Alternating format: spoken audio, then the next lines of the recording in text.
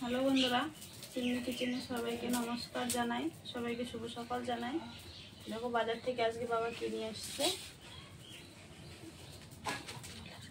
এখানে মূলো শাক নিয়েছি। নতুন নতুন মূলো শাক খেতে ভালো লাগবে। আজকে আমি মূলো শাকটা আলাদাভাবে রান্না করব। মূলো শাকের ঘাটি রান্না করব মাছের মুড়ো দিয়ে। মূলো শাকটা আমি কেটে বেছে ধুয়ে নিয়েছি। মাছের মুড়োটা একটা মুড়ো নিয়েছি, ভালো করে ধুয়ে নিয়েছি। এখানে নিয়েছি কিছুটা আলু, বেগুন ঝুরি করে দিয়ে কুচি কুচি কেটে ভেজে মূলো শাকের ঘাটিটা রান্না করবে। তোমরা ভিডিওটা সম্পূর্ণ দেখতে থাকো। আমি এখন বেগুন আলু কেটে নেব, শাকটাও কুচি করে নেব।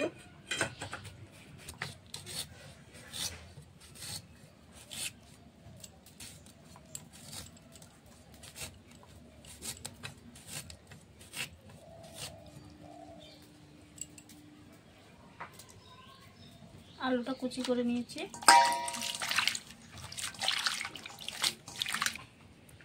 আলু, বেগুন, কাঁচা লঙ্কা ঝুরি করে নিয়েছি, ধুয়ে নিয়েছি।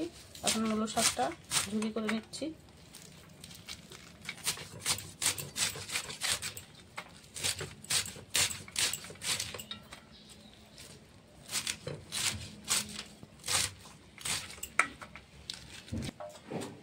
মূলো শাকটা কুচি করে নিয়েছি। এখন মাছের মুড়োটা ভেজে নেব। মূলো শাকের জন্য মাছের মুড়োটা এখন ভেজে নেব। স্বাদ মতো নুন, হলুদ গুঁড়ো দিয়ে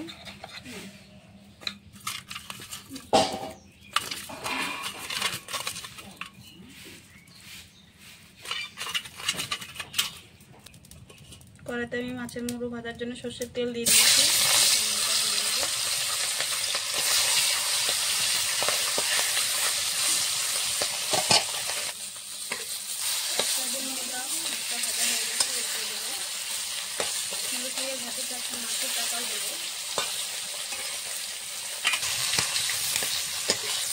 মাছের মুড়ো মাছের পিঠটা ভাজা হয়ে গেছে।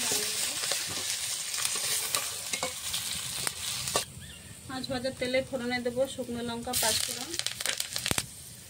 ফোড়নটা হয়ে গেছে, কুচি রাখা আলু, বেগুন, কাঁচা লঙ্কা সবার ছেড়ে দিয়ে দেবো।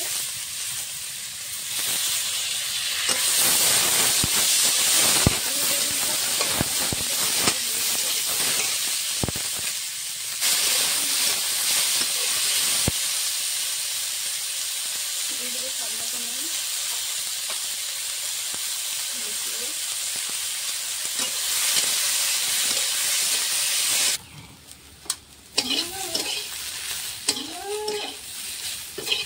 আলু, বেগুন, লঙ্কাটা ভালো করে ভাজা হয়ে গেছে। এখন মূলো শাকটা দিয়ে দেব।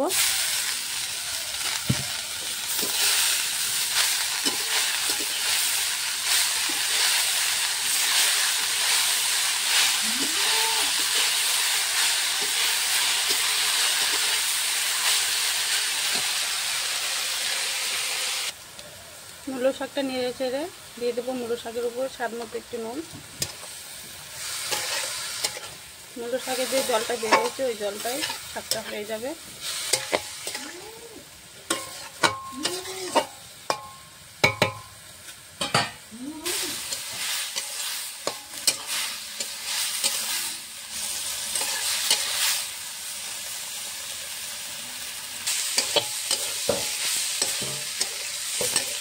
শাকটা হওয়ার মধ্যে মাছটা নিয়ে মাছ দিয়ে ভেজে দেবো। মাছের মুড়োটা আমি ভালো করে ভেজে দিয়েছি।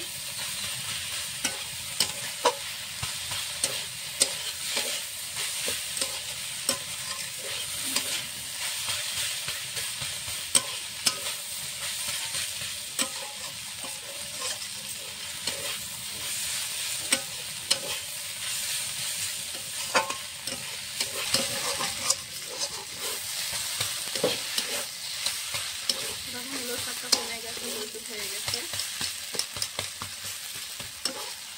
আলুগুলো একটু দিয়ে দিচ্ছি।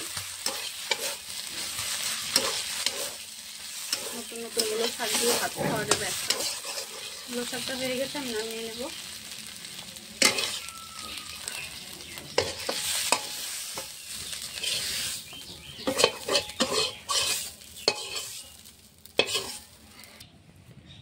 মাছের মুড়ো দিয়ে মূলো শাক রান্না করেছি আলু বেগুন দিয়ে। তোমাদেরকে যদি এই রেসিপিটা ভালো লাগে অবশ্যই লাইক কমেন্ট শেয়ার সাবস্ক্রাইব করে দেবে। আজকের মতন রান্নাটাই।